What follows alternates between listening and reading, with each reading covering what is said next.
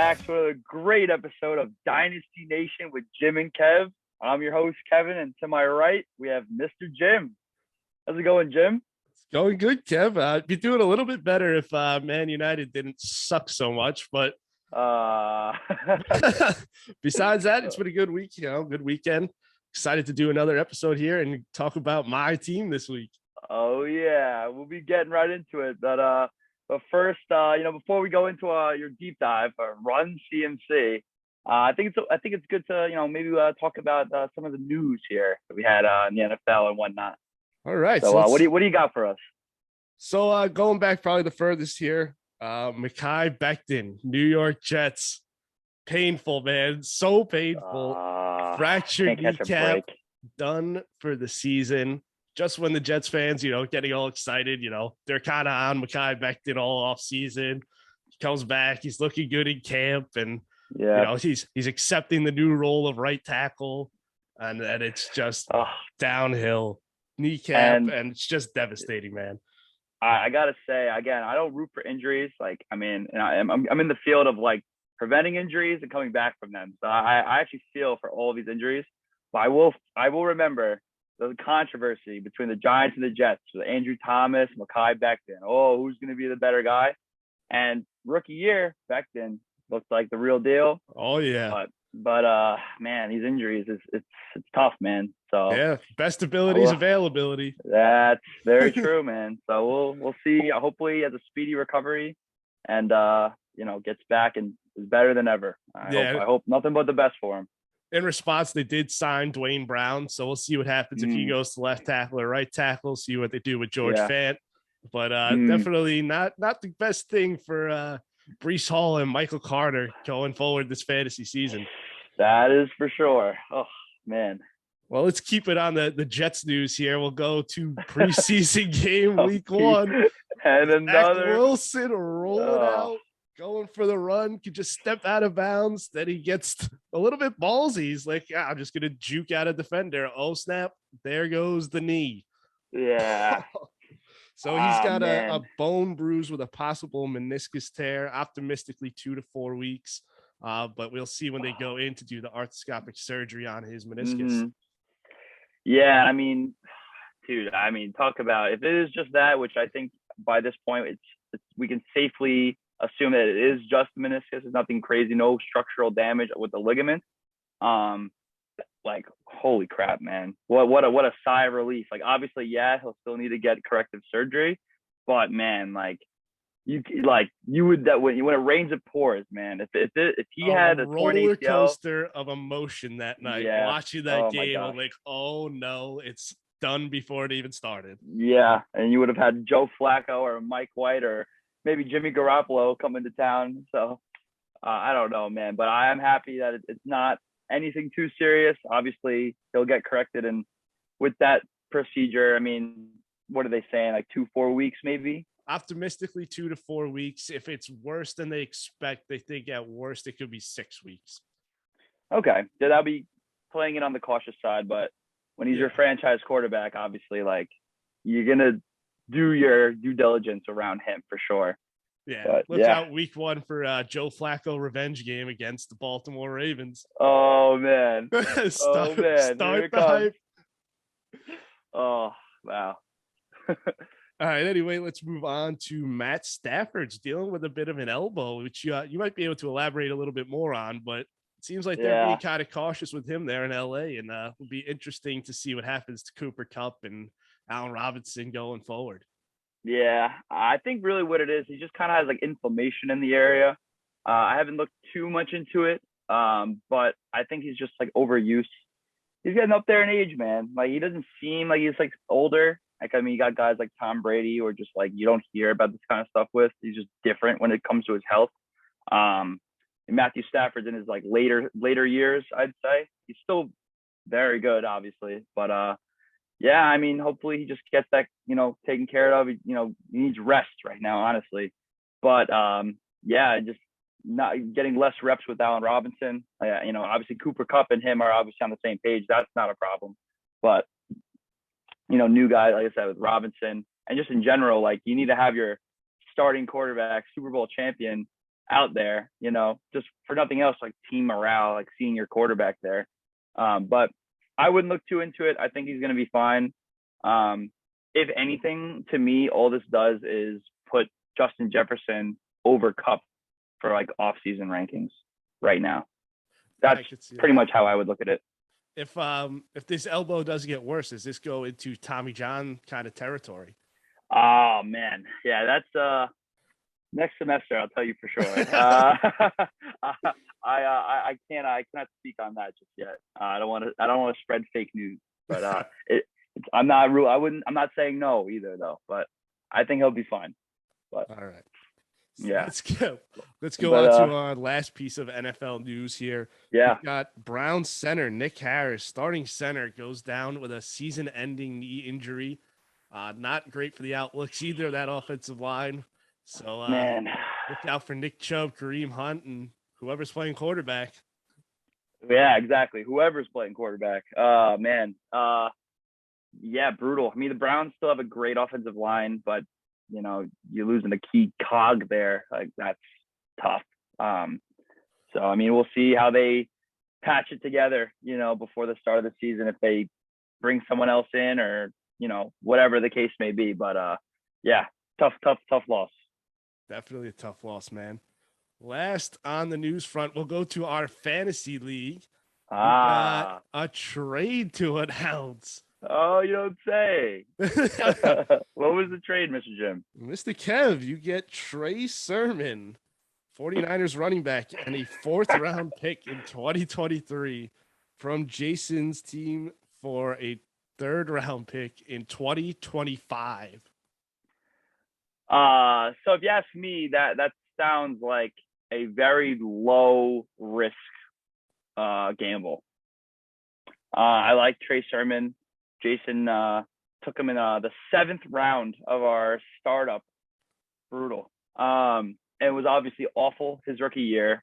So, I was like looking around the league, and I mean, he was probably going to drop Trey Sermon anyway. So was it a great trade for me? No, but just like, it was to me, I felt like it was worth it because like I did like him coming out. So if he ends up being an absolute scrub his whole career, I mean, at least I had him because I had faith in him. But yeah, 3rd round in 2025 for Sermon, and I got another 4th-round pick this year. I mean, the 49ers are going to cycle through their running backs. God forbid anything happens to Elijah Mitchell, which he's already kind of shown. I mean, the full workload, maybe he can't handle it consistently, and they go through all their running backs. So as long as Trey Sermon isn't in the doghouse again, I mean, he could have opportunity. So. Yeah, it's a busy backfield to say the least. Yeah. So I mean, but I mean, obviously, I'm not expecting anything crazy out of Trey Sermon, but but 23 years old, man, who knows? But with all that out of the way, I think it's about time to dive into your team here, Jim. I know for me, I just want to put it out there. You are my favorite to win it all. You are the favorite. The pressure is on. Yeah, it certainly is on. So last year, Mr. Jim, you finished 10-5, 4th place in the regular season. You finished 6th in points for, 2nd in max points for, and 4th in most points allowed. So teams were just running it up on you. Dude, it was crazy. So you got into like a very sweaty race with Andy to clinch that last playoff spot, where you all but sealed it with a very clutch 6-point victory over the eventual inaugural champ, Jimmy DeVito, in week 14. You finished the year on a 3-game win streak, which put you into the playoffs as kind of a slept-on underdog a little bit. You kind of like out of sight, out of mind a little bit. So you enter the playoffs where you proceeded to put up the most points for a week in our league thus far. You set the record at a whopping 212.70 points in week 16 of last season. So in that matchup, you absolutely obliterate Alexi. Like, oh my God, like pretty much double his score.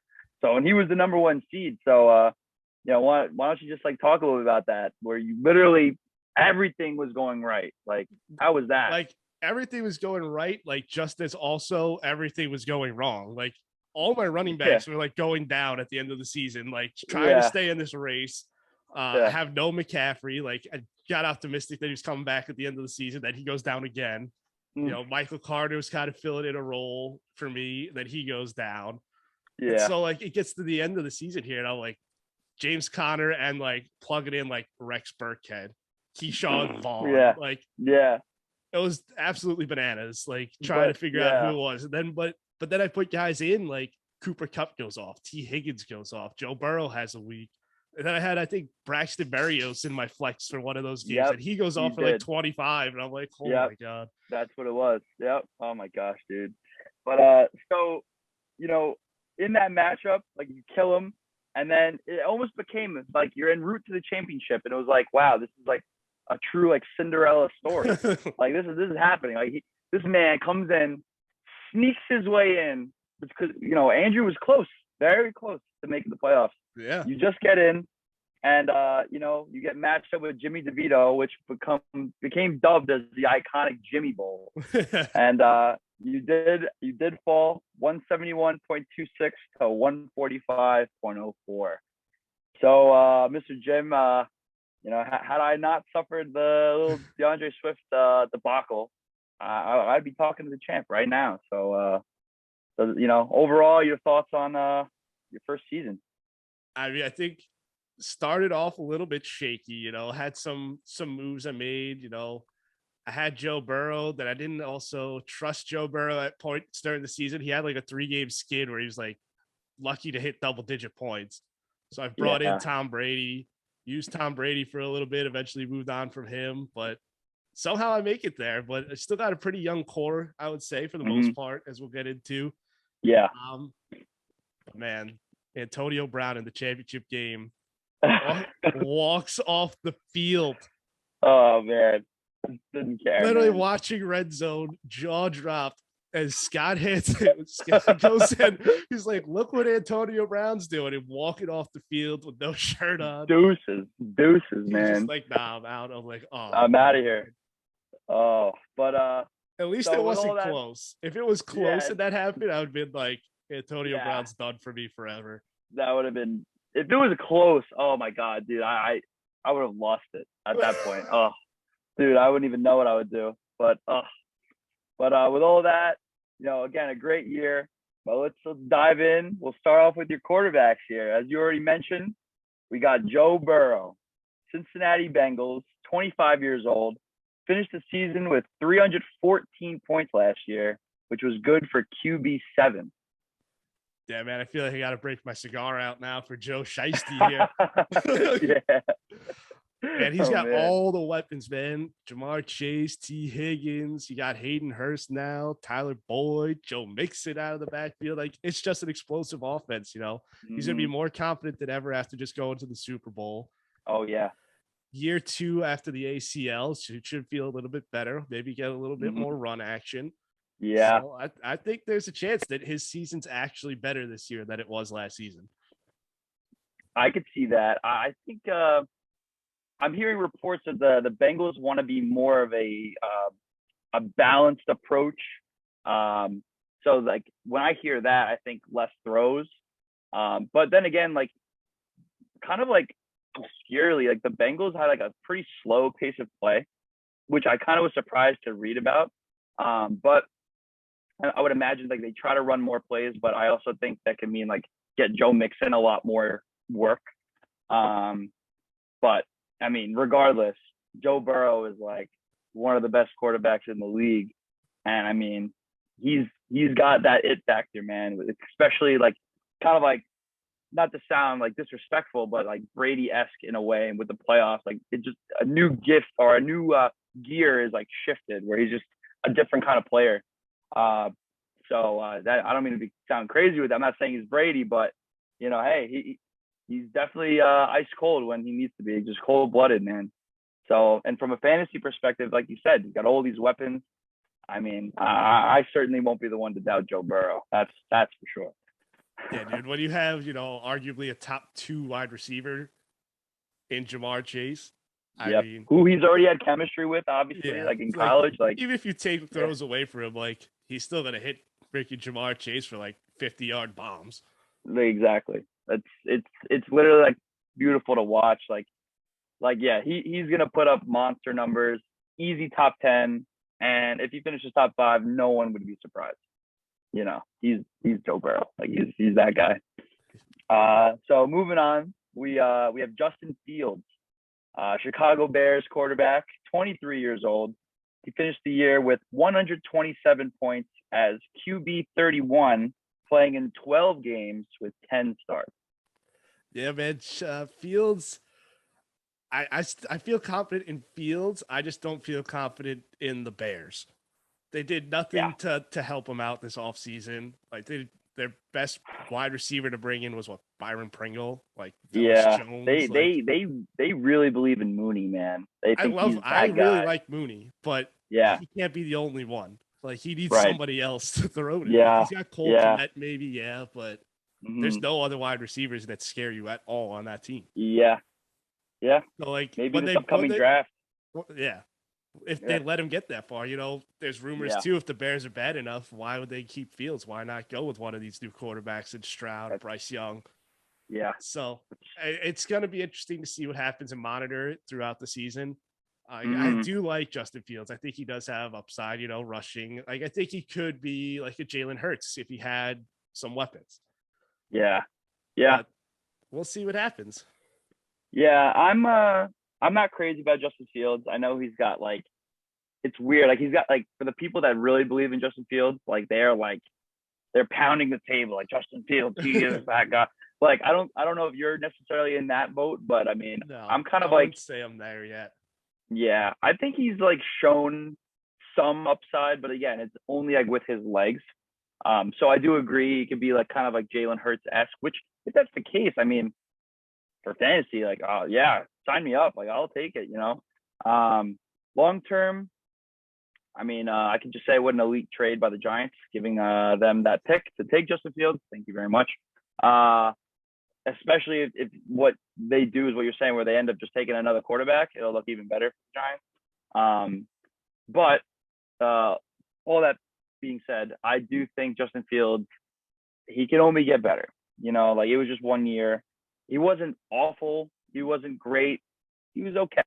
He had moments. But yeah, the Bears are bad.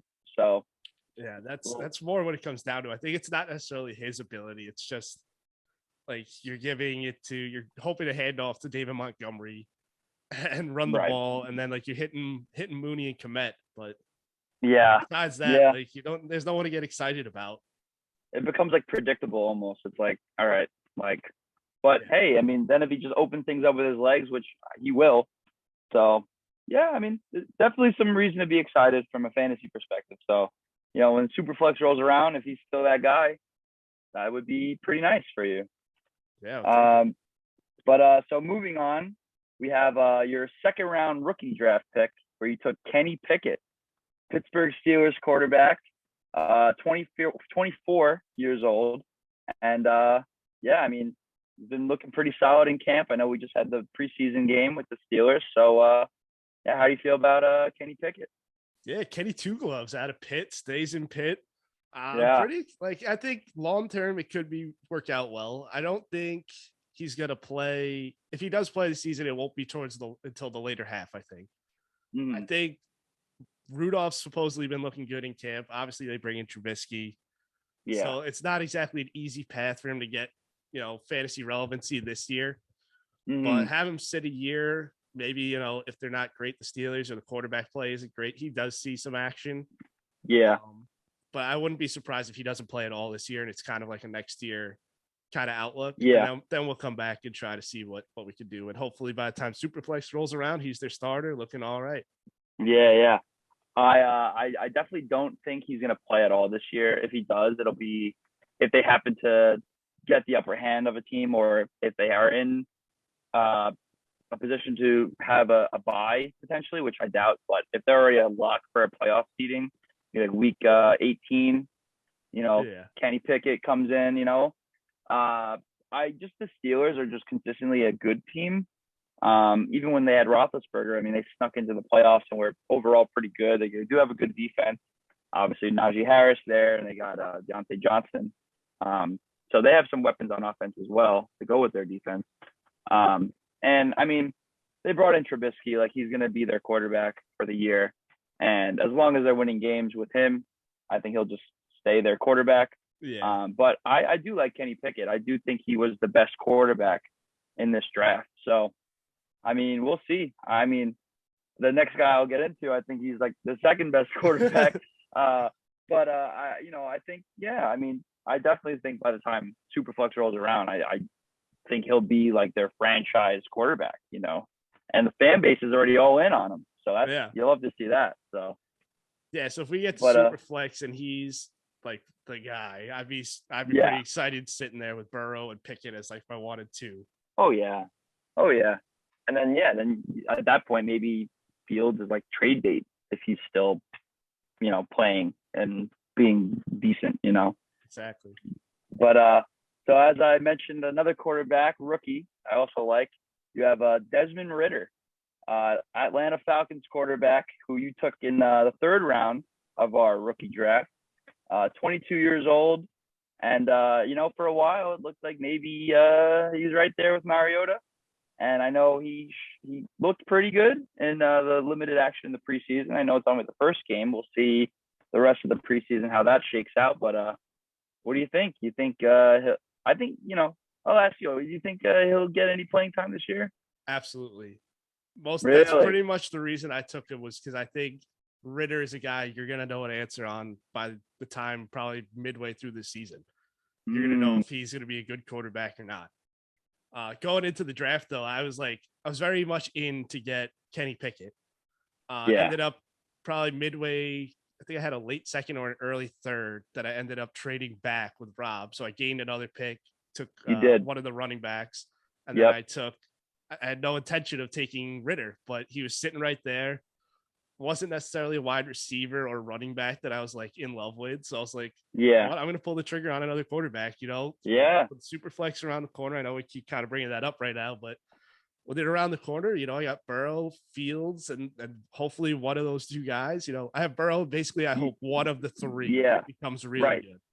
You need exactly. So it's a numbers game. You're giving yourself more of a chance to have a very capable QB2 between a guy who's already a starter and then two rookies who are vying to take over the starting position. And the starter is not someone you feel is like could be a long-term solution by any means.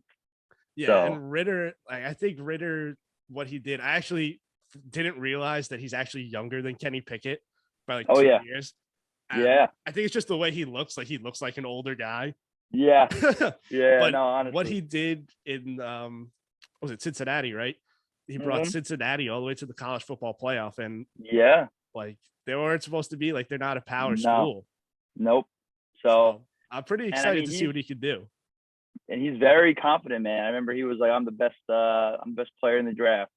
Yeah. So hey, I mean, if that's your franchise quarterback, I mean, you definitely like to hear that confidence. I mean, everyone and their mother says stuff like that, but he was very open about that, like, and adamant. So, and he was definitely regarded to be up there, So, ends up on the Falcons, another team not so good. But, hey, who knows? Maybe when Ridley hopefully comes back next year, if he's still on the team at that point, I don't know. Who knows with him? But and then Drake London, obviously. So who knows? Maybe, and obviously Kyle Pitts, that goes without saying.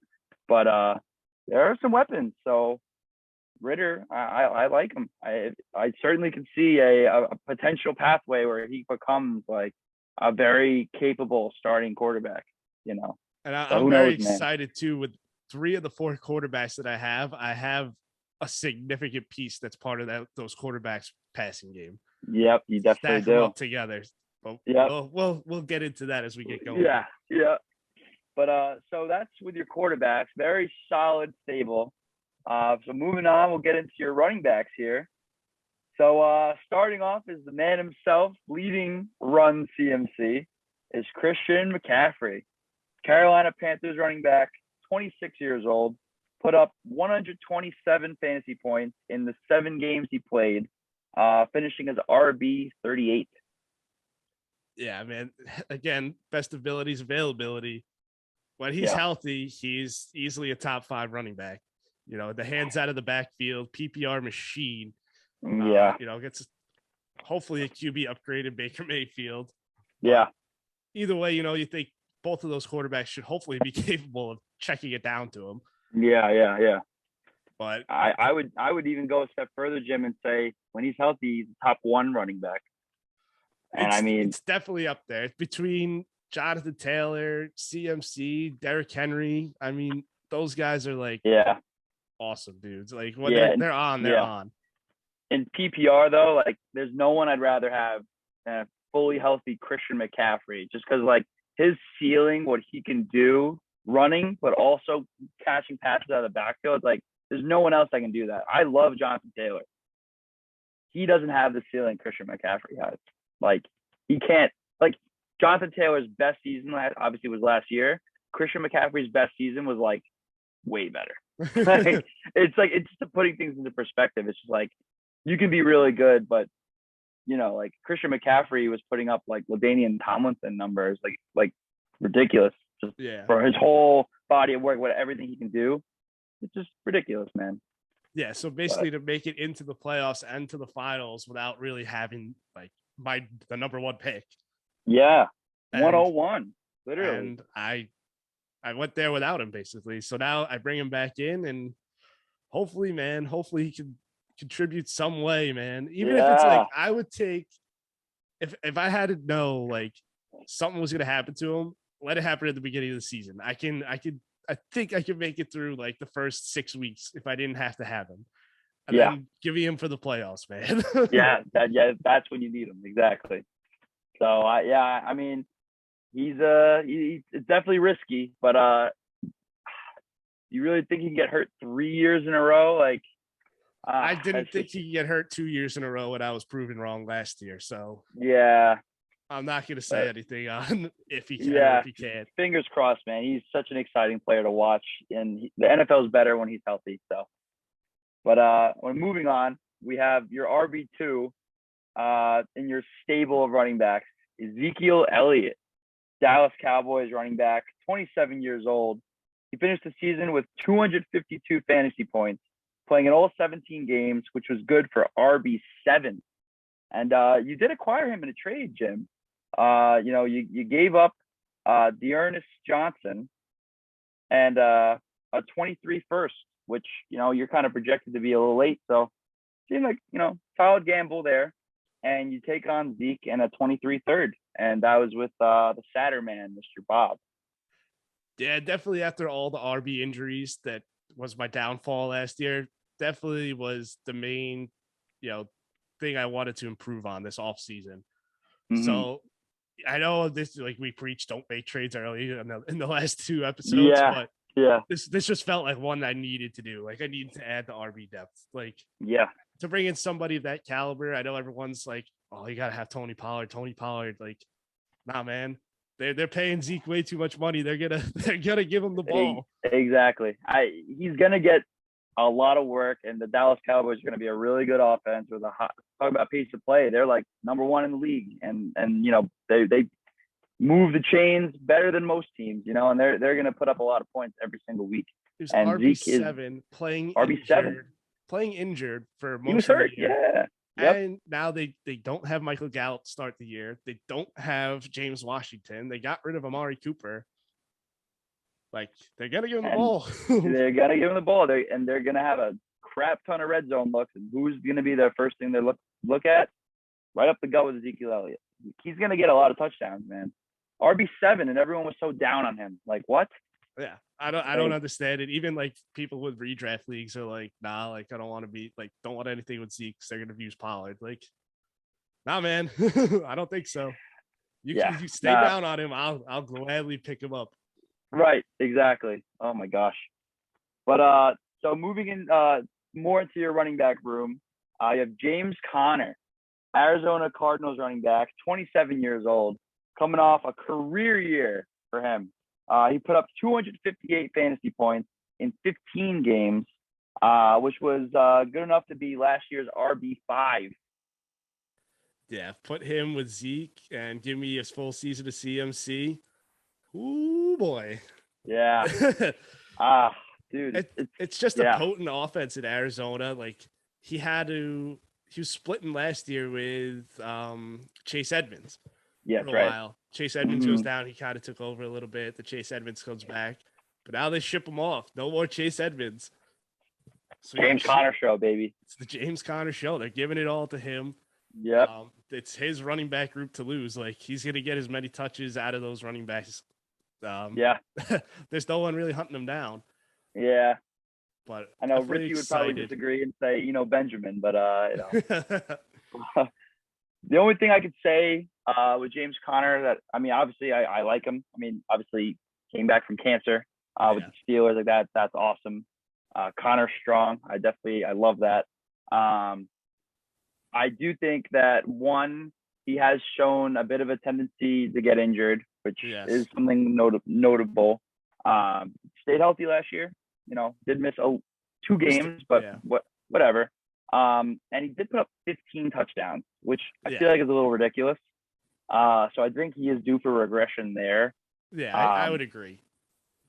So I don't know about another top 5 finish, but again, like you said, that offense, man, is potent. So I certainly wouldn't be too concerned moving forward for James Conner. I wouldn't be shocked to see him in the top 12 still. Oh yeah, possible. As long as 2 of those guys, McCaffrey, Zeke, and James Conner, if 2 of them finish as in the RB1s, the top 12, I'd be ecstatic.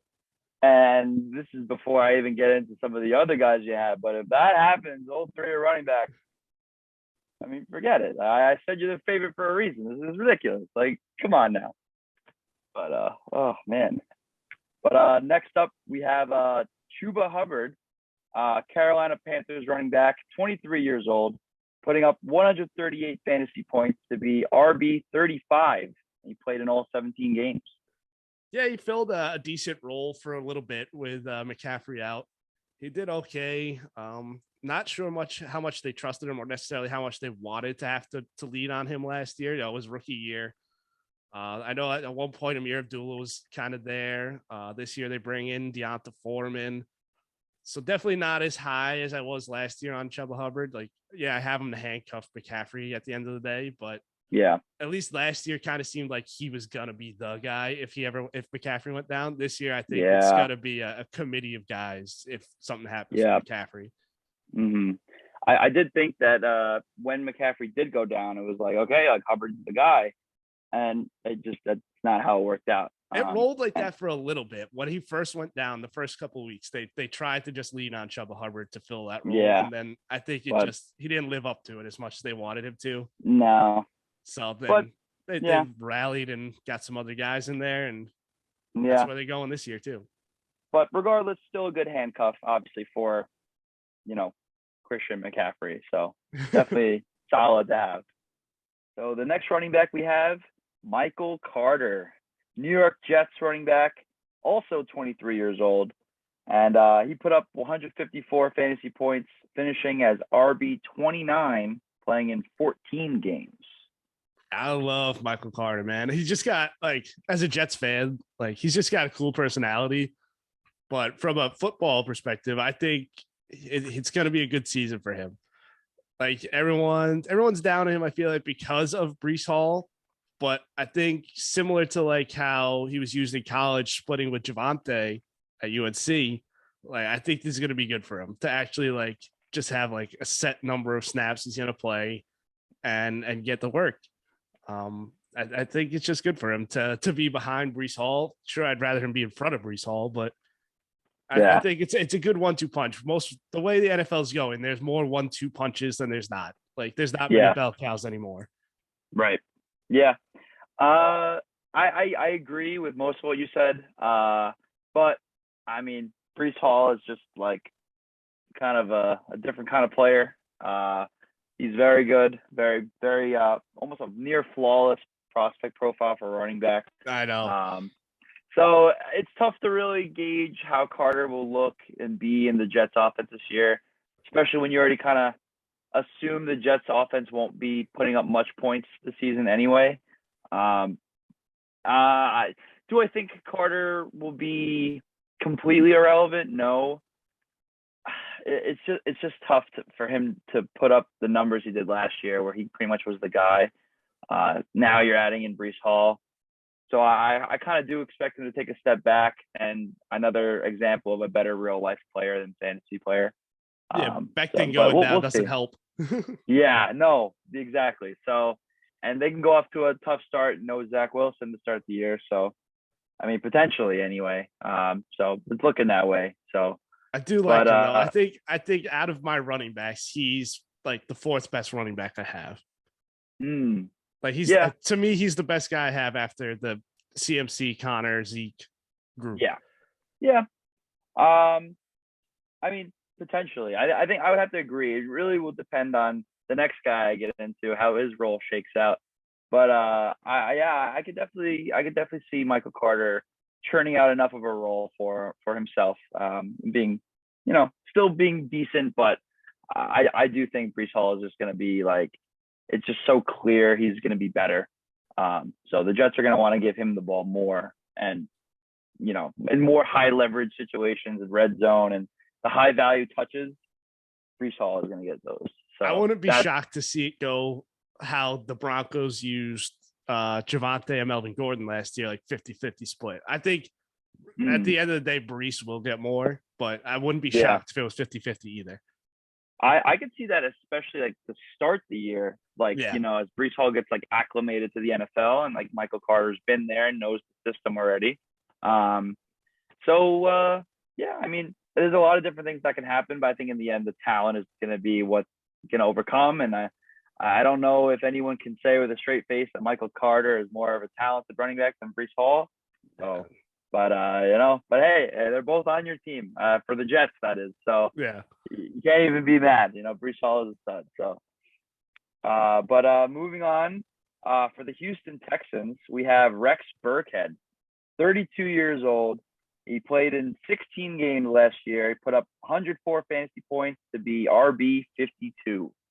This guy just doesn't go away, huh? Yeah, definitely in the later days of his career here, but still vying for a role. As of the last depth chart before the preseason game, he was listed as a starter along with Marlon Mack. Does that stay the same throughout the preseason to week one? I'm not too sure. Sounds like Dameon Pierce is going to overtake both of them. I think, if not sooner than later. So, but it'll be interesting. I wouldn't be surprised if Rex Burkhead isn't on my roster by week one. No, well, there you go. But we'll see. It depends how it shakes out the rest of the preseason. If he's a starter, I'd obviously be more prone to try to hold on to him. But right, of course, yeah. Right now, we have to cut down to 25, and I think I have 33 guys on my roster right now. Oh, my God, yeah. I had to shake it down. I was looking at all the teams, like just their benches, and by far yours were just the longest, like, laundry list of guys. Just like, okay, like they're just there. Oh, man. But a little bit more exciting, kind of the guy I was referring to before. You have Zamir White, rookie running back, who you also took in the second round of the rookie draft with Kenny Pickett, 22 years old, and running back for the Las Vegas Raiders. So, what do you think about him? Yeah, I could see your point. I could see him becoming better than Michael Carter at some point. Maybe not this year, but probably down the road. It's going to be interesting, the way Josh McDaniels uses these running backs, coming from the Patriots. We all know that they go by the committee, and their committee you can never figure out for fantasy. So exactly. That part a little bit scares me, but I think next year, if they don't hold on to Josh Jacobs, which is kind of been rumored, he should be the RB1 there, I think. But this year, it's kind of sketchy this year. They have Josh Jacobs. Now they're saying Amir Abdullah is going to be like the James White role, but they still also have Kenyon Drake, and it's kind of weird. So hopefully he'll just keep playing great like he did to start in the first preseason game. And just keep kind of churning out a role for himself. Yeah, I definitely think this year is kind of a wash for him. But long term, I mean, because Brees Hall isn't going anywhere, I mean, for the Jets. No. So Michael Carter, I just think his role is basically what it's going to be. And Zamir White, I think his role is just going to continue to ascend. I think Abdullah is I think he might be like a 1 year. I don't know what his contract's looking like. But I did read that he'll have more of like a pass catching role. I don't think Josh Jacobs is sticking around. He's just gonna test the open market, and another team is gonna pay him decent dollars to be a workhorse type running back. And I mean, we'll see. I mean, I definitely think would it be super surprising if the Raiders did bring him back? No, but I have a gut feeling. I think Jacobs is not sticking around there. Yeah, it's weird the way it's kind of all playing out. Like he even said, like, well, one, they didn't give him his 5th-year option, but then two, he was even like, I don't really want to be like the workhorse back. Like I want them to get another guy. So like, yeah. I don't know. It's kind of like weird when you're going into a contract year now to be like, I don't want to be like the guy. Yeah, that is, because you think like, you get as much usage and then just up your contract, like, a nice, maybe bigger payday. At the longevity of it, maybe. I guess.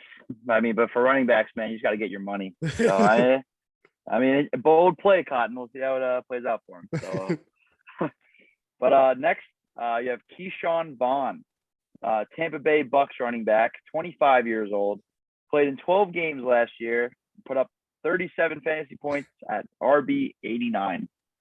I will say this guy's given me probably the most roller coaster of emotions this offseason. Yeah. Well, so I pick him up at the end of last year with all my running back situation, and I'm like plug and play him at the end of the season against the Jets.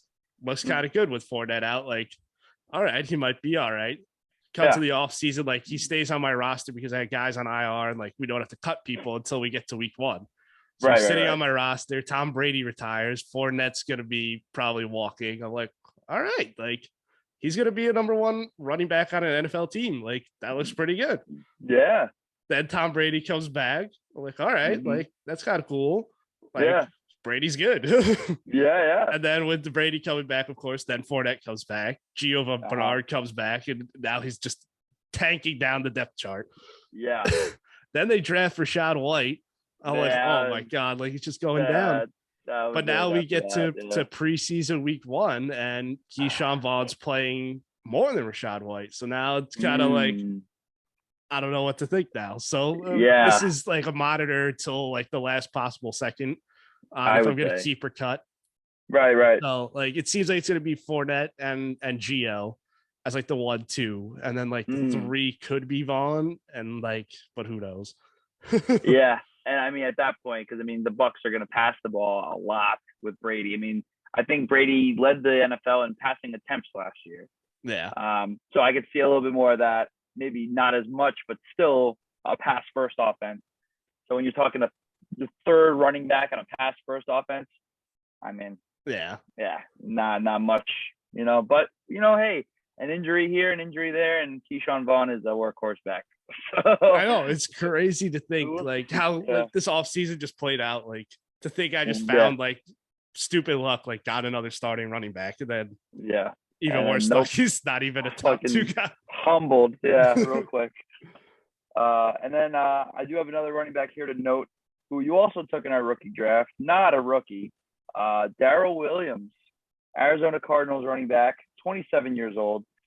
Played in all 17 games last year with the Kansas City Chiefs, and he put up 196 fantasy points, which was good for RB 18. So pretty good year for Darrell Williams. I want to thank Justin for dropping him to allow me to pick him in the rookie draft. So thank you, Justin. He did try to pawn him off during the offseason in several trades. Yeah. Wouldn't bite. That was I know Justin got a little bit panicked, I think, because it took a little while to sign. So he was still a free agent actually when Justin dropped him, and he could have definitely played that against me once he's signed in Arizona to back up James Conner. Yeah. So that was definitely part of my gameplay going into our rookie/free agent draft, was to grab him.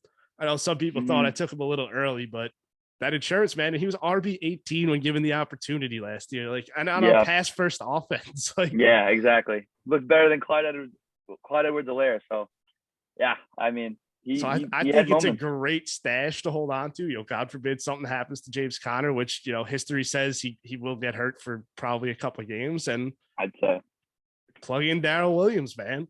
Yeah, got to be good. Yeah, the only thing I'll say is, and not even to be the contrarian here, but Benjamin is getting some hype. He is getting good reports. I did see that too. A little bit shook. So yeah. So I don't know, man. Like what was once like a lock it in, like Darrell Williams is going to be the RB2. I don't know, man. I might be, it's crazy to say. I know. I think our first episode, Jim, he came up and we were almost like laughing at the idea. And I mean, yeah, it certainly can happen. So yeah, we'll see. Definitely it's in the cards for the cards. Yeah, there you go. But I like Darrell Williams. I mean, yeah, like you said, like given the opportunity, like he looked pretty damn good. I mean, pretty much every running back they had looked better than Clyde last year. But yeah, I mean, if he gets the opportunity, if James Conner does go down, just another handcuff to your depth, So yeah, just a good stash to have, just to kind of continue your dominance. If something does go down, you got Darrell Williams. Throw him in there if Conner does go down. So pretty solid. But all right, so now we're moving on to a position that I feel is like pretty ridiculous. I mean, this and the next one, but I mean, going into your wide receivers here. And leading the pack here, we have none other than Mr. Triple Crown himself. It's ridiculous what this man did last year. But I'm talking about the one, the only Cooper Kupp.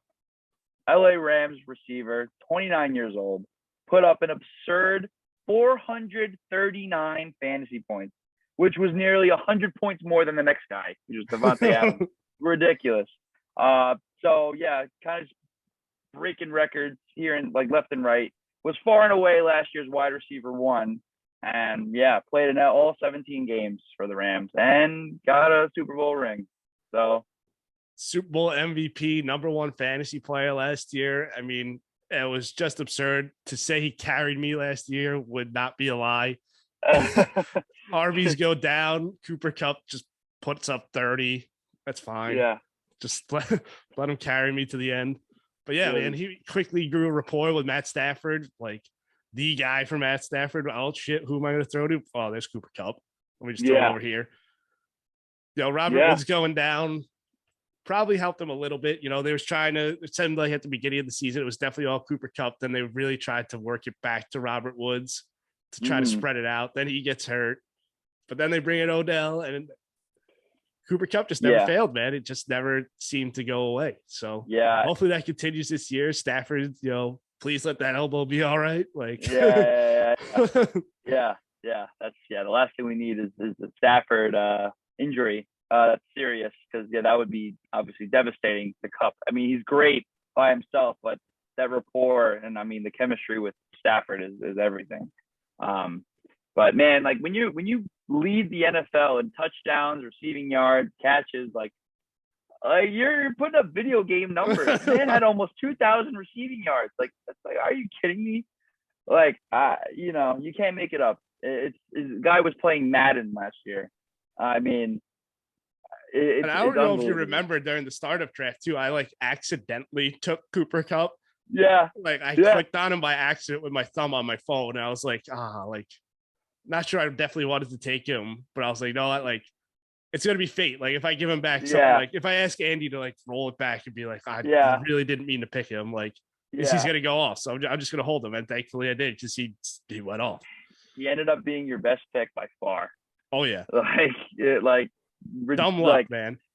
But hey, you take it every time, man. That's fantasy. Yeah. But I almost forgot about that. Yeah, literally wasn't even trying to draft him and then took him by accident. But hey, destiny, man. Hey, Cooper Kupp is your guy. Oh. Great season. I think I'd be stupid to think he wouldn't regress from last year. Like putting up 100 more points. Right. His regression could still be like a top 3 season. Exactly. And I don't think he'll finish like between him, Jefferson, Chase, you want to throw in maybe Davante Adams up there. Yeah, maybe Stephon Diggs. Yeah, I think that they're like safe bets to be around top 5. I can't see a world where Kupp is below top 5 at all. Even if Stafford is maybe, let's say, not 100%, like he's just Cooper Kupp, man. Like he's gonna ball out. Like he's like Hunter Renfrow on steroids. Like honestly, like he just he's elite. Like that's an understatement, Cooper Cup.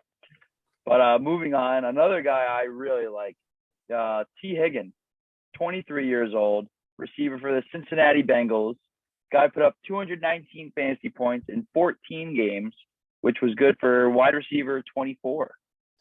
Yeah, man. I love having the stack of him and Burrow. Definitely was Sure.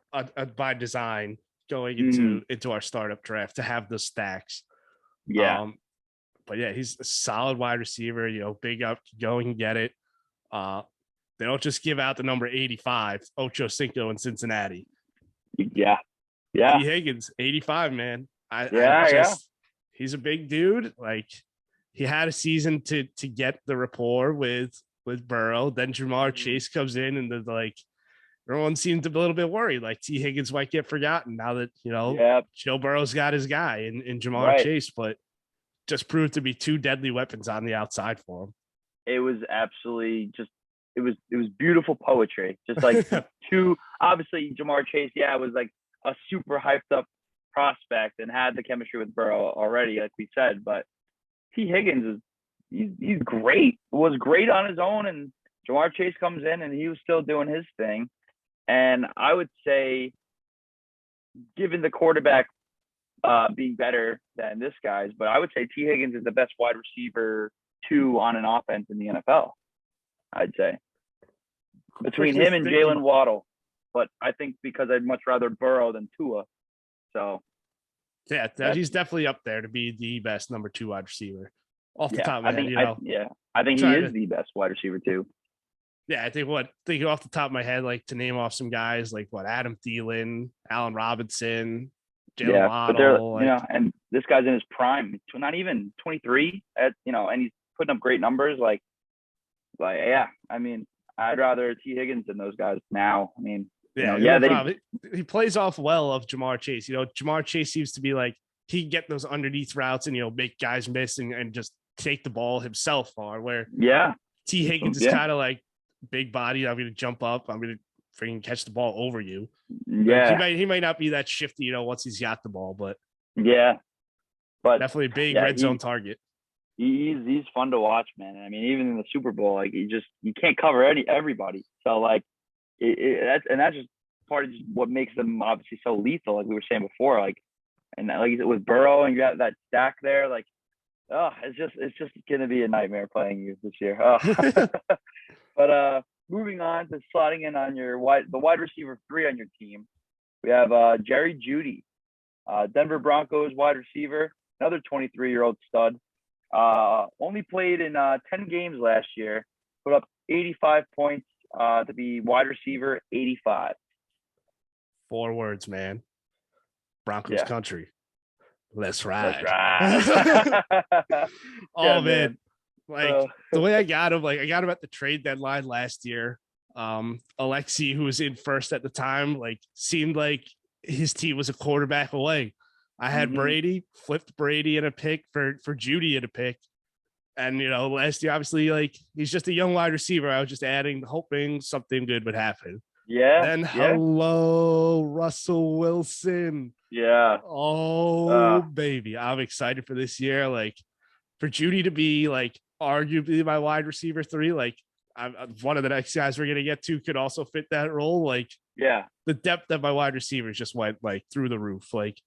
Jeudy with Russell Wilson, I think is going to be amazing.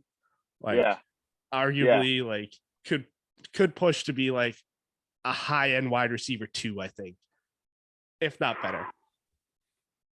It certainly is possible with Russell Wilson slinging the ball. And I mean, with that whole offensive scheme, it's going to be a whole makeover how their offense will be run. And I mean, the Broncos will certainly be throwing it a lot.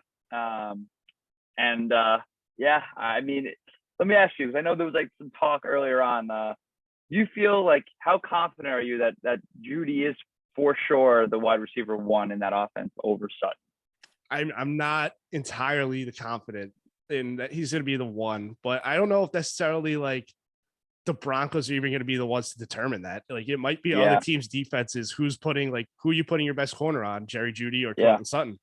Yeah. So it's going to shake down to that, I think. Mm-hmm. And we'll see. I don't know. I haven't really followed too much of the training camp reports for them this year to see who's kind of like build the rapport already with Russell Wilson. Right. But Mm-hmm. either way, like look at like we just talked about the Bengals. Like I think easily Russell Wilson could just support two really good wide receivers for fantasy. For sure. Yeah. I mean, Tyler Lockett and DK Metcalf. I mean, yeah, there you go. Boom. Yeah. But I definitely think that with Judy, like I talked about with Renfro, I mean the yards of separation. His thing was he just got to come down with the ball now. Like Judy's just got to catch it. Like once he's get open, and like stay come on down the field. Yeah, no, of course, yeah. Obviously, he didn't play too much last year, but now you got Russell Wilson. Like I really don't think it's gonna matter who's actually the wide receiver one. It's like kind of what we're saying. Like it's not gonna matter. Yeah, it's gonna be like a week by week thing, probably. Yeah, he'll get his, man, and he's gonna be pretty lights out, I think, with that offense. So he better have a career year this year. That's all I'll say. He better have his best year of his career. Because CeeDee Lamb is getting all this hype, and they came out of the same draft, and Judy was regarded as like a better route runner and a more kind of like a complete receiver, and CeeDee Lamb was still very electric, obviously coming out of college, and just obviously also very good. But Judy was like in that same tier in a way, So yeah. I think it's gonna happen. I think it's CeeDee's had Dak Prescott his whole career, and now Judy's got Russell Wilson. So I'm excited for him, man, and that's right. So. That's right. So moving on, I think this is probably who you were referring to. We have Amon-Ra St. Brown, Detroit Lions wide receiver, 22 years old. He finished the year with 227 fantasy points to be wide receiver 21, playing in 17 games. And you did trade for him. I have the trade details here. It was with Jason, Bateman, and Robin. You traded away your 24 first, your 22 second, and your 23 second for Amon-Ra St. Brown.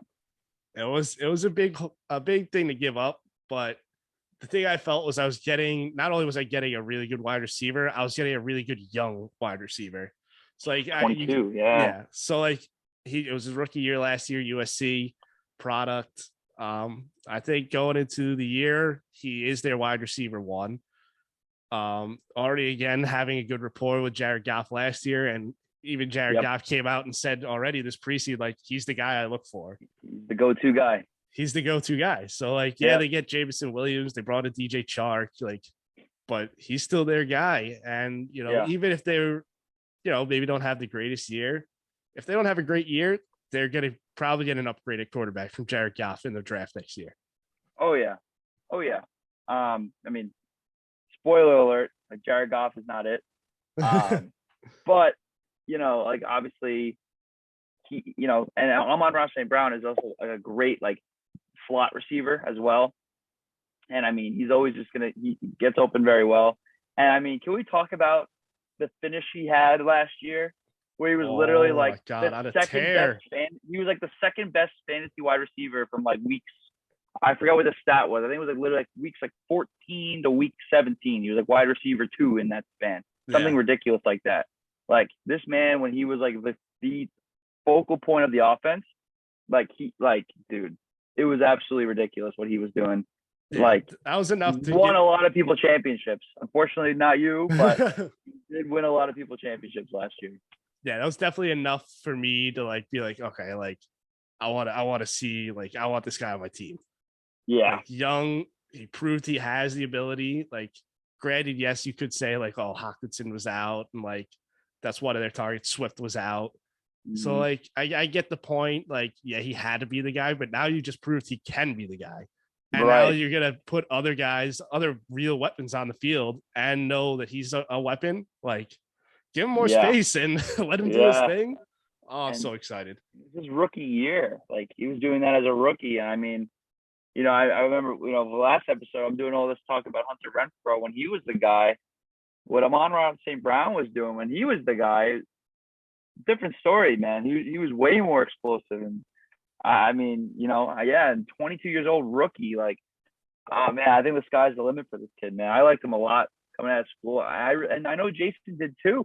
I really still can't believe he just moved on from him. I get it. He got a good haul for him, but I just think like guys like that, like you might as well just hang on to, in my opinion, because kind of like where they showcase that ability and like especially guys that operate in the slot. I think that's like a safe investment. It's like they're gonna last a while, like compared to a Jameson Williams type, for example.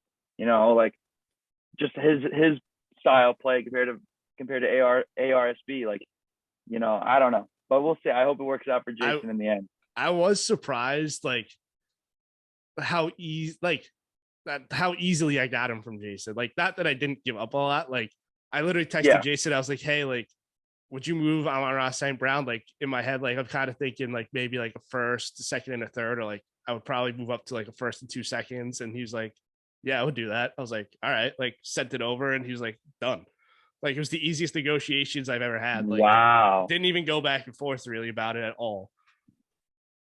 Genuinely was shocked. Like he just went on a tear to end his year. Like, I mean, again, he's trying to rebuild. Obviously, right. Jason being a rebuilding team, obviously, but when you're 22, is that not a rebuilding piece? Kind of, and he's producing already. Like, yeah, I guess the thought is you get multiple pieces maybe with the first and 2 seconds, but now you gotta. I mean, again, I know Jason's big on the whole evaluation process, and he loves that. So I know that's it's a lot of fun for him to do, and he's excited about it. So, hey, maybe it works out for him, and in a couple of years, Jason's on top of the league. So when he hits his pick, so certainly we'll see. Time will tell. But ARSB, Mr. Jim, stud, and between him and Judy, I mean, that's pretty deadly.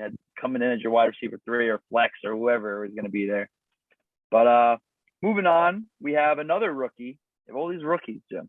Coming out of University of Georgia. This one for another rookie for the Pittsburgh Steelers, George Pickens, 21 years old, who you took with your late first round pick, so 11th overall. How are you feeling about Pickens? I mean, he looked pretty damn good in the preseason, huh? Oh man, what a catch with that toe tap in the back of the end zone. Yep. Man, I'm excited about Pickens. Before he got injured that year in college, he was projected to be the number 1 wide receiver coming out of this class. Yeah. So there's a bit of injury risk, but so was Jameson Williams, who went before him in our rookie draft. And like, I don't understand like how a guy that good like could fall all the way to 11. So like for him to just sitting there, I was between, but it finally came up to me. I was between him and James Cook, I will say. Like, especially like it would have been easy for me to go James Cook with like RBs being my problem last year. But overall, looking at it, I think the higher ceiling is George Pickens. Yeah. The writing was, to me, looking at the Steelers situation, like they don't like to pay their wide receivers. Like at that point, I didn't think both Deontay Johnson and Claypool are going to be coming back. Now that they re-signed Deontay Johnson, I think Claypool is going to be the odd man out when his contract's up, and Pickens is easily going to slide into the number 2 role because he's already vying for it now in his first preseason. Yeah, exactly. I mean, Claypool had a solid rookie year, putting up a lot of touchdowns, and then kind of got exposed this last year. So I'm not really crazy about him. He's just a big body receiver. He's like a very diet Mike Williams. So I mean, Deontay Johnson, he's a stud. Bob won't admit it now, but I was very early on him to be the guy. And I mean, I said it. I think it might have still been in our verbal days, Jim. Might have been. I don't remember. But I said that George Pickens might have been my favorite pick in the draft for the first round. Just and I agree with Jameson Williams. He did go late, which I do get, but it's just the fact he is coming off the injury. So I was a little not crazy about that. George Pickens was explosive coming out of college, man. He was the guy. And I mean, to go to Pittsburgh, what is Pittsburgh known best for when it comes to drafting? Yep. All these stud receivers. So I think he's going to have a great career, especially if, Kenny Pickett comes into his own. Pickett to Pickens, like that. I love the sound of that. And you got both of them. Be a great rookie stack if that should play out. Keep up with the stacks, man, and and we'll get to another guy you have later, but with Ritter or someone else, I mean, who knows, man? It's definitely looking very dangerous for Run CMC for now and for the future. So, but moving on to the Indianapolis Colts, we have Paris Campbell, 25 years old, and he only played in 6 games last year. So he put up 32 fantasy points to be wide receiver 141. Yeah, man. Paris Campbell, like super exciting coming out of Ohio State, fast wide receiver, but he just can't stay healthy, man. Just can't. Third year now. He played less than 10 games every year. But he keeps drawing me back in. He's drawing me back in. Now we're getting all the rumors that he should be though the number 2 wide receiver in the offense to start the year. Yep. Just keeps reeling me in. Like it's hard to let go. Like I would trade him if the right offer came, but it's just like I want to let him go, but also like he's a number 2 wide receiver on an NFL offense. Like it's hard. I just don't know, man. Like if he's healthy, he's a speed like deep threat. Yeah. Like, now you got Matt Ryan there. Yep. It's definitely something that it's like intoxicating. It's like you think about like the potential. It's like I want that to work. But yeah, obviously, as we're saying, the theme of this episode, best ability is available. So if Paris Campbell can finally put it together, which I guess this would be year 4, I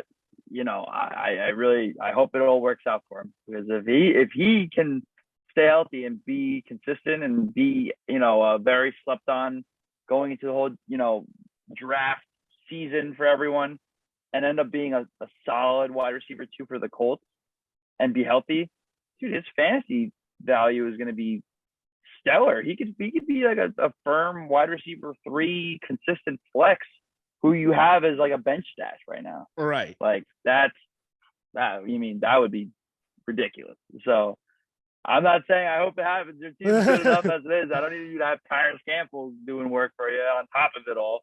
But certainly in the range of outcomes. That's without a doubt. So moving on to New England, we have Kendrick Bourne, 27 years old. He put up 180 fantasy points last year, playing in all 17 games to finish as wide receiver 34. Yeah, like another guy, like sneaky valuable, like put up decent numbers last year, wide receiver, flex in the flex options there. And they didn't add any real like wide receivers in New England besides Devontae Parker. Yeah. So, like he could be like the number 2 option there. Like maybe number 3. Yeah. But I know you hate Jacoby Myers, but I hate Jacoby Myers. That guy. Yeah. It's what it took him 5 seasons to get a touchdown as an NFL wide receiver. Like, come on. Yeah, that is pretty bad. I mean, he's another guy. He's just a pure slot guy, but he has no touchdown upside whatsoever. And yeah, Kendrick Bourne at least does. And he's got some speed, shiftiness. Could use him in like a gadget role. Like, yeah, it's just weird. Like you don't expect him to go off, but like you see, like he went off. He had finished as wide receiver 34. Like, yeah. Right. It's another guy like I just have on my bench. Like he's probably going to stay there or get moved too. Like this debate is I've already been having this debate on all offseason. Like who's going to stay on my roster? Like the cut down is really getting to me. Like as we get closer to it. Yeah. So you're saying he's a potential cut candidate? Is that what you're saying? I don't know, man. Like he might stay. I don't know. I know I've had 2 people that were interested in him, but like we couldn't end up like getting a deal done. So we'll see what happens. Yeah. Certainly something to keep our eyes on here, what ends up happening with him. So next up, we have one of your personal favorites for the New York Jets, Braxton Berrios. 26 years old, finished with 121 fantasy points in 16 games to be wide receiver 60. Not the most talented wide receiver to say, even on the Jets, but chemistry matters, and Braxton and Zach Wilson, they're boys. There you go. That's really what it comes down to. Like I still hate the Jets for like way back when the Mark Sanchez era. Moving on from Braylon Edwards, who was like the guy for Mark Sanchez, to bring in Plaxico Burress. Mind you, this is Plaxico out of jail after shooting himself in the leg. Plaxico, not prime time Plaxico. Oh my gosh. Yeah. But anyway, back to Braxton. Like he's a really good like gadget receiver, like good out of the slot.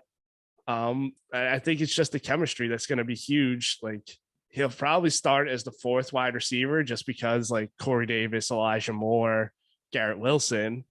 But I think he's going to see some time. He's another guy like that's on the fence for me right now. Like it's hard. It's like playing with like my personality. Like I really like Braxton, but like my head's like, I probably don't need Braxton.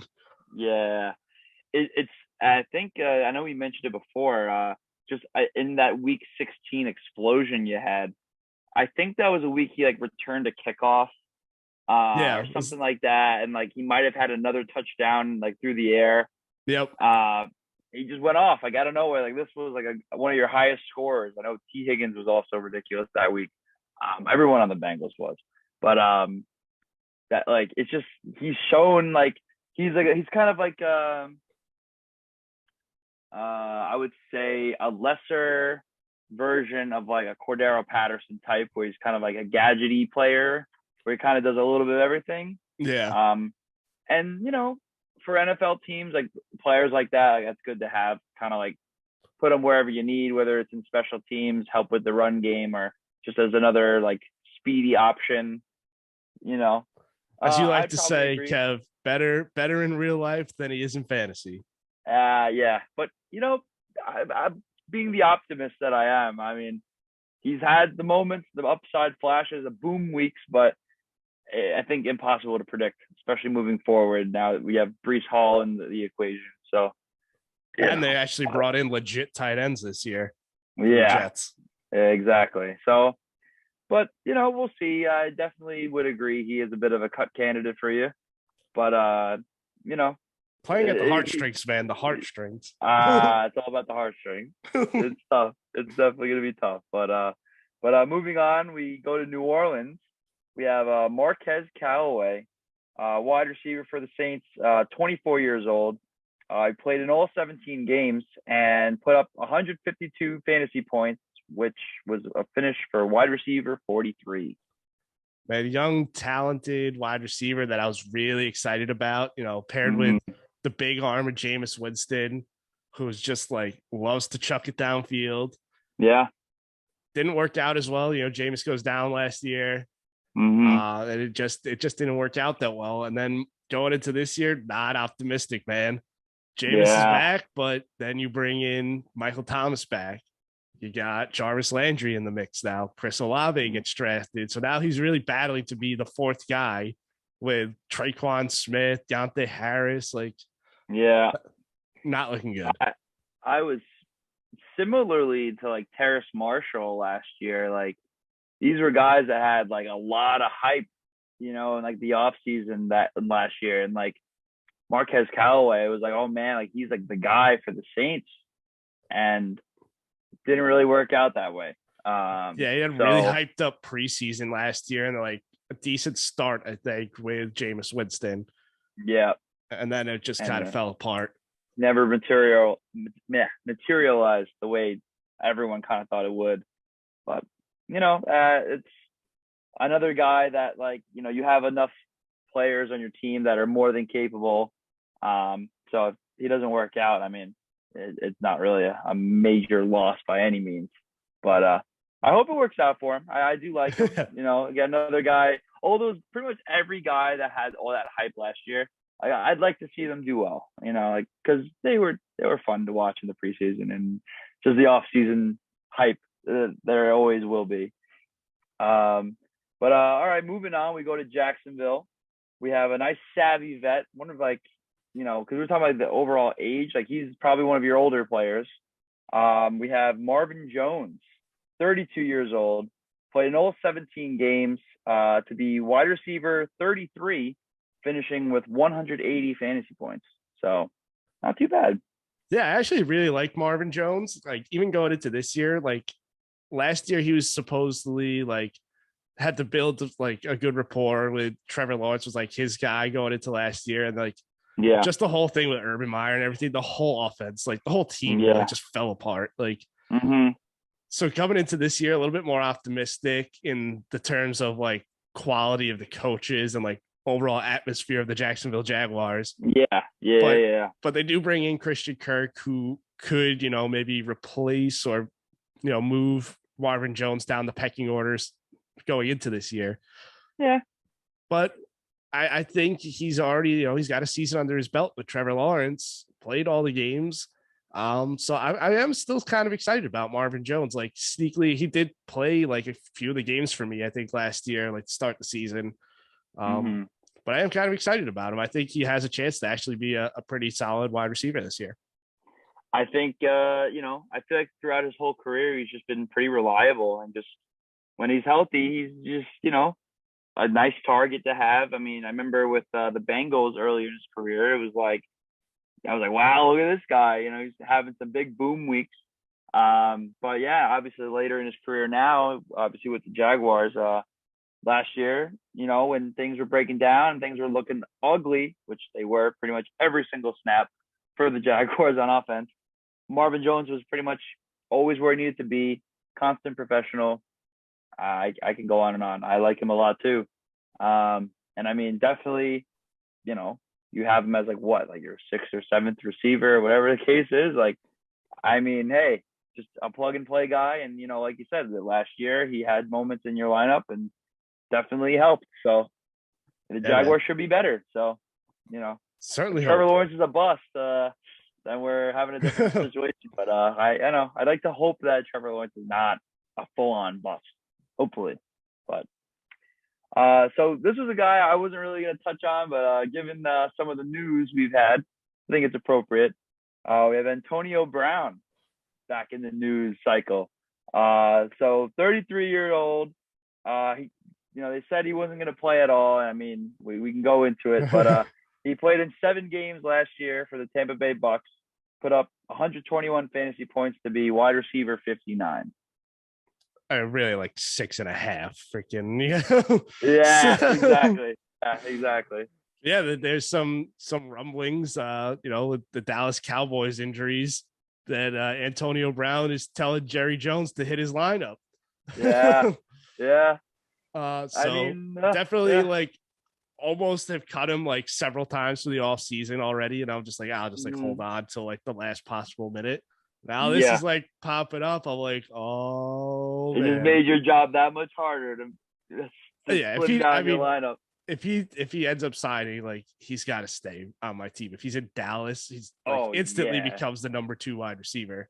Exactly, and like just because it's Antonio Brown, like even given all the noise and like the stuff with his ankles, right? Yeah, if he can get on the field, like he's got to produce. Yeah. Oh yeah. I mean, again, from what I remember though, like he like didn't want to get surgery or something. Yeah, he said he wouldn't get the surgery until he was signed because he wanted it under like the team insurance or whatever. So if he does get signed, he would be out for a while then. Yeah, so I don't know what I would do. Like, yeah, so we'll see what happens. I mean, if it even does happen, like I still kind of think there's no way that they do it. But if there's anybody that's got to do it, it wouldn't shock me if it was Jerry Jones. I would have to agree, honestly, because he would be the guy to be like, all right. But he's again, this is what he's saying now, but he's saying like, oh, I like what we have in our own locker room with the younger, guys that they do have there. But I mean, Antonio Brown obviously does have a name for himself, but I am still kind of believing that just how he handled himself leaving that game against the Jets, like that's it. Yeah, teams are just gonna want to avoid that headache. Yeah, there's no, and with the Cowboys, like the Cowboys are just, they're nothing but drama as it is, no matter what. If they sign Antonio Brown, it's like you're a fucking joke, like whatever. But anyway, moving on, another very scary part of your team. It's actually ridiculous, but your tight ends. So starting us off here, none other than I would say the best tight end in the NFL for the last 6 years, Kansas City Chiefs tight end Travis Kelce, 32 years old, putting up another stellar season, finishing with 263 fantasy points in 16 games to be tight end 2. Ho hum, Travis Kelce. So excited to have gotten him in the startup. Like, I didn't think he was going to fall to me. And when he did, I was like, I'm not passing this chance. Like, yeah. And now we get to this season. Tyreek Hill's gone. Like, there's no question that Travis Kelce is the guy for Patrick Mahomes this year. Yeah, without a doubt, man. And like, obviously, Travis Kelce, like, what he can do, and like, you don't even have to say it. Like, he's the best tight end in football. Like, he's so good. He's just dominant, and yeah, he's older in age, but tight ends usually play a little bit later anyway. Yeah. And for a guy like Travis Kelce, like, he's just so dynamic. And I mean, with the Chiefs too, like, oh man, it's you can't stop him, man. He's gonna get his, and wouldn't surprise me at all if he finishes tight end 1 again. But I think Mark Andrews is kind of taking that mantle, but Travis Kelce is certainly capable to do it, and no lower than tight end 3, I'd say, moving forward until some significant drop off happens, because it has to happen at some point. But I don't see it happening this year. I don't see it happening next year either. So.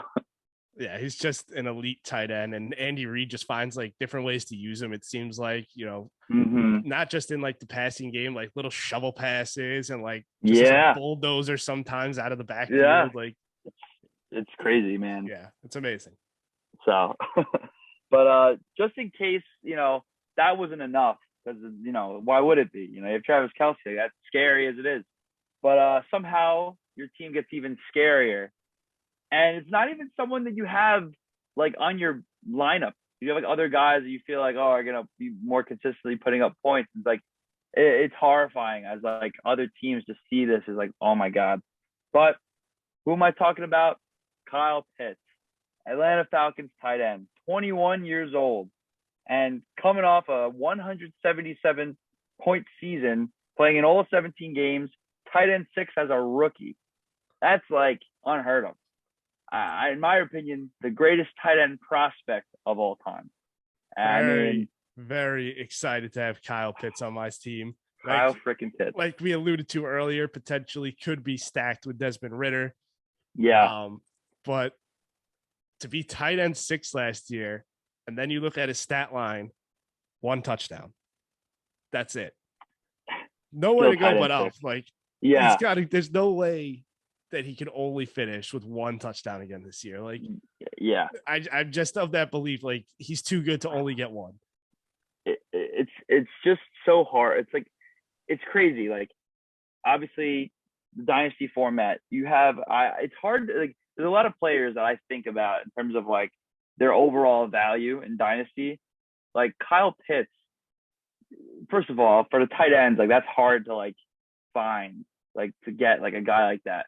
So you have like the best tight end prospect ever, 21, and is coming up, like, his rookie year already was top 10, number 6. Yeah. Like, the production's there, the age is there, the analytics are all on his side. Like you said, 1 touchdown. Talk about due for positive regression. Like, I mean, he is a baller. He is so good, so fun to watch.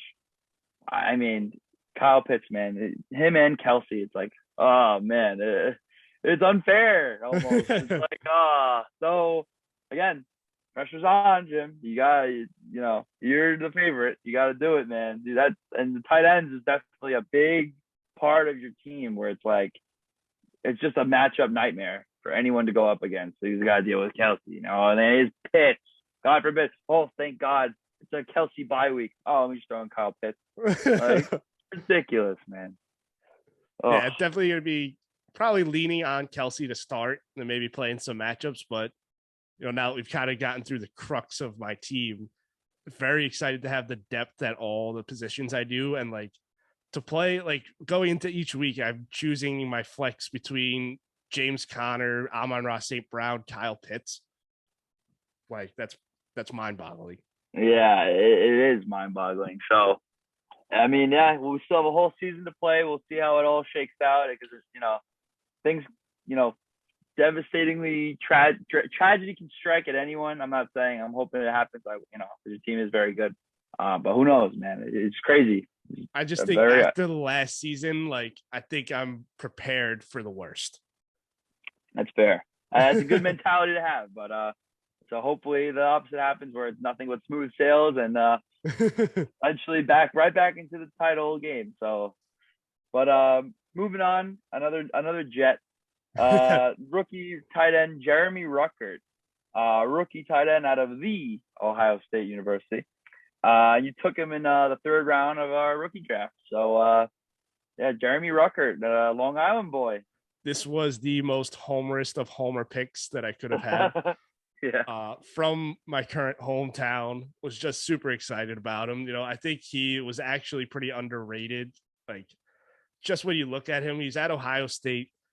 They're not going to throw the ball to the tight end that much. Like, when they got all these guys, Jackson Smith the Jigba, Chris Olave, like Marvin Harrison Jr. in there, like, why are you throwing to the tight end? But when they did, he showed up. One-handed grabs in the championship game 2 years ago. Like, he's there. Like, he has the ability. And then, of course, to get on the field, he's known for his run blocking already, which is like a huge part in like any tight end's game to even see the field. Like, they're not going to trust you to be a pass catcher unless you could do the other parts of the job. You got to block. Yep.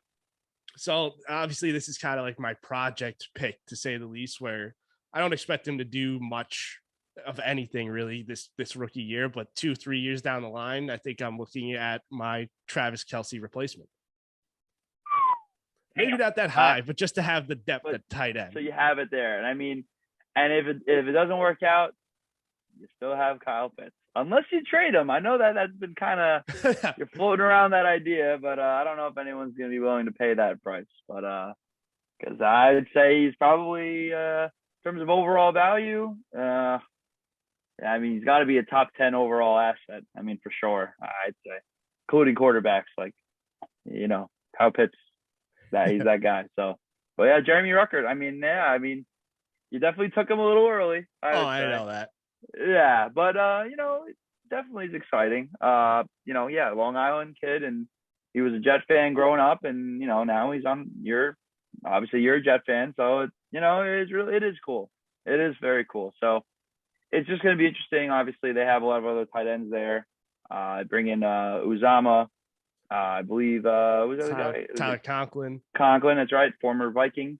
So we'll see how it shakes out with the pecking order there. And if the Jets are not a great offense, it's just going to be tough to kind of see him making a name for himself his rookie year. But I agree. He's a good blocker, and he was one of the best in the country. So, and that'll get him some playing time, and that's will open the door for him. One injury happens, and maybe he, because I think it's going to be between him and Conklin to be that too. I don't think that's really set in stone. So Conklin's looked really good. Like, I think Ruckert's definitely going to be the 3 to start the year. Yeah, to start. Yeah, but as the season progresses, I mean, who knows? Like, it's already got a touchdown in the preseason. Yeah, exactly. So what's Conklin got? Oh, nothing. No. But those are your tight ends. So now we have one kicker, but pretty damn good kicker to have. For the New England Patriots, we have Nick Folk, 37 years old, coming off a career high 174 fantasy points, played in all 17 games to be kicker 2. Yeah, I mean, it's the New England Patriots. They're always sticking around, no matter who they got. Belichick finds ways to be competitive, and Belichick also doesn't seem to be one of these coaches to pass up on the field goals and try to go for things on fourth down too much. Yeah. So he's going to take the points no matter, if he's in the range, he's going to go for it. That's kind of just where it's at. And Nick Folks had a pretty solid career, pretty accurate for the most part. Yeah. So we'll take it. Yeah, I'd say. And then you have your defenses. You got the Buffalo Bills, and obviously their big acquisition. They got Von Miller added to their line. So Wow, that's ferocious. The Bills already had a solid defense, and you throw in Von Miller there. Damn, I mean, I think that was a big an answer to that divisional game with the Chiefs, where kind of their defense kind of failed them at the end there. So if you throw in a guy like Von Miller, I mean, you got to think that their defense will have a bit more life. Games get into the overtime again, so in the playoffs. Yeah, So Von knows how to get it done in the playoffs, man. yeah, exactly. So between them and the Cleveland Browns, I mean, and the Browns have had a pretty consistently solid defense, I'd say, the last couple of years. So yeah, overall, I mean, can't complain, huh? I mean, yeah, I'm excited about the Bills defense. I think they finished as the number one defense last year in they fantasy. did. Yeah, they did. And so I am excited about them. They get to play the Jets twice a year, so that's good too. And then we go to the Browns, and them I'm a little bit more worried about this year, but we will see how you got Myles Garrett in there to get some sacks, but yeah, definitely I think the worry of their defense for me stems from their offense. Just how much yeah, could that defense possibly be on the field? right. And also, just a quick correction: they were the fourth defense. The Patriots, I believe, were number one. Gotcha. Yeah, they were up Yeah, there number one for a lot of last season. yeah. And the Browns finished 20th, but if they do get that upgraded offense with Watson and just hopefully just in general, I mean, who knows with the whole Watson saga? Who knows where that'll go? It's a nightmare for them right now. But maybe that'll just their defense has been on paper pretty consistently good. And I mean, at the end of the day, you have one really good defense, and that's really all you really need. So yeah, they could possibly be cut, especially because there's a bunch of like wide receiver running backs that I'm struggling to decide who to get rid of. yeah, and there's even some solid defenses on waivers right now.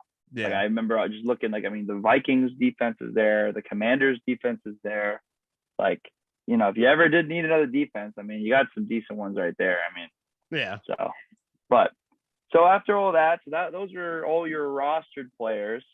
So really quickly, just to kind of look at your draft picks you got. So for this upcoming draft, you have 2 third-round picks, and you have a 4th-round pick, or 2 4th-round picks. Sorry, so 2 thirds and 2 fourths. So nothing crazy. Your team is built, ready to win. It's a very good draft, but your team is good enough as is. You don't need one of these high-end rookies. Though I will say, I think you're gonna wish you did have one. So, but after that, you got 2024. Again, kind of nothing really to speak of. You got a 3rd and a 4th again, and then 2025. Obviously, you still have all your picks there, 1 through 4. So. Yeah, man, it's definitely win now mode for me. So all picks are on the table. If anybody's looking to make some moves, definitely throughout the season. If something happens where I need to go, add a player, somebody goes down or something, those picks are they're available. There you go, all in, baby. You are. You have I'm all in, and then you have you who's maybe even more all in than Lexi. So yeah, definitely. But, you overall, I'm just looking at your team. I mean, you got to admit, like, we're on the same page when I say that. You're the best team in the league. Like, it just is what it is. Yeah, I don't mean to be like, oh yeah, like, oh yeah, like bragging about it, like, yeah. But I feel like I'm the one. Like, I should be the team that everyone's trying to beat this year. I know I made it to the finals last year with much lesser of a team than I have right now. No McCaffrey at all, and you did what you did. Like, and less depth. So if guys go down, I actually can fill the holes way better this year than I could have last year. So definitely proud to have added the depth in all the places that I was able to add them. But now that I have the depth, try to cut it down. It's kind of like, this is the hard part for me right now. So now, anybody in the league's listening, you got a wide receiver or a running back you see on my bench you want, shoot me a text. Let you know. But is there, so Jim, would you say overall, other than like it's win now, is there anything else you're thinking about your team and just moving forward after, not just this year, just in general? Like, The state of your roster. The state of my roster, like a pretty young wide receiver group for the most part. Running backs was definitely the spot I would look to get younger down the road. I would say, like, if I did win the chip this year, there would be potential for me to start blowing certain things up. Okay. Interesting. I like that. I would definitely consider it, maybe take that 1 year between like the last year before we go to Superflex to like really get my team prepared for it. If I won this year, I would definitely throw that out there that it would be considered, maybe move on from Kelsey, CMC, Connor, Zeke, like try to get those guys out to get younger in the running back or just bring in some picks. But it's easy to say that now. Yeah. But when you get to that point, like, oh man, I just did win the chip. If I did just win, like, oh, let's run it back. Like, it's definitely something to keep our eyes on. It's good to at least be thinking about that possibility because I do believe you will win this year. And if you do follow it, destiny comes to fruition and you do indeed win the chip, you're playing with house money. I do think that there's going to be teams that are hungry for their title and maybe pay for, like you said, some of the guys you mentioned, maybe even a Cooper Kupp, maybe he gets moved potentially. He's up there in age, but still is elite. And a team could use a guy like that if they're looking to win the title. So, and you could try to get a king's ransom out of him. So someone will pay it. So it ain't going to be me, but yeah, I mean, overall, Jim, that your team is looking ready to go. And now next we got Jimmy DeVito next, the inaugural champ. So the reigning champ, man. It should be another good episode. We got maybe not as much thought about him winning this year that maybe it's almost disrespectful. Like we're not have a lot of people, I think, including you, are like, he's not even going to make the playoffs, not even counting him in. I have to tell that to his face. I believe that he is not a playoff team. I think his team is good. I think when you have Devontae Adams, Keenan Allen, you got Nick Chubb there, you got George Kittle, Matthew Stafford. They're all great. You know what I mean? What's wrong with that? I just think some other teams are just better. And I mean, again, and that's not to say I think he definitely won't make the playoffs, but I think he's just going to miss the cut. And I'm going to give the edge to Alexi over him. So, it's going to be fun to watch. It's going to be, once again, another sweaty, contest getting down to the wire for those 4 seeds to be clinched. So I'm hopefully one of the teams that is kind of breathing easy to make the playoffs, I hope. And I'm sure you are as well. So, but with all that, and that's our show, everyone. I hope you guys all enjoyed. Jim, any words for the fine people at home? Thank you guys for watching. Thanks for making it this far. Don't forget to hit the like and subscribe. And next episode is the last deep dive, our last playoff team, last one of the series. And then we're 2 weeks, a week out from NFL week 1. So we'll start predicting some of the season outcomes going into the year. Oh yeah, baby. All right, everyone. Have a great rest of your day, your night, wherever you are. Thanks for listening. Peace out.